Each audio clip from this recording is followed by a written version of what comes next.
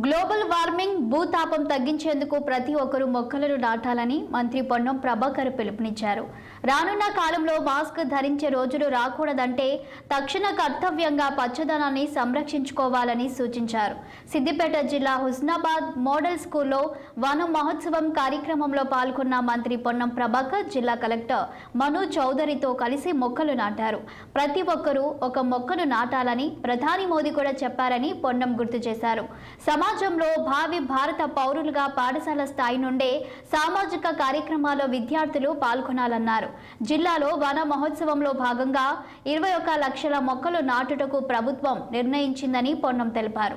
జిల్లాలో హుస్నాబాద్ నియోజకవర్గం మొదటి స్థానంలో ఉండేలా కార్యక్రమాన్ని విజయవంతంగా నిర్వహించాలని కోరారు మంత్రి పొన్నం ప్రభాకర్. ఏది ఏమైనా సరే మన ఇష్టమా, మన వాళ్ళ పేరు ఇష్టంతో, కానీ మొక్క నాటడంతో పాటుగా పెరిగి దాన్ని పెంచడం కూడా బాధ్యత తీసుకొని ఈరోజు మనం అందరం కూడా భాగస్వాములం కావాలి.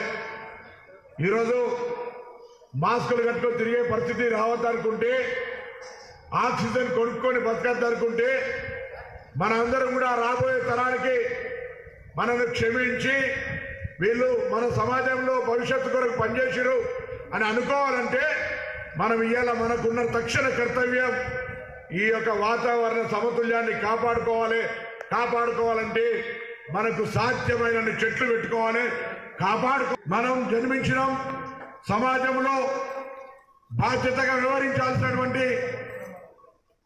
నేర్చుకునేటువంటి ఈ పాఠశాల నుంచే ఇటువంటి సామాజిక కార్యక్రమాల్లో కూడా భాగస్వామ్యం కావాలి. మొక్కలు నాటండి, ఏది ఏమైనా సరే మన ఇష్టమా,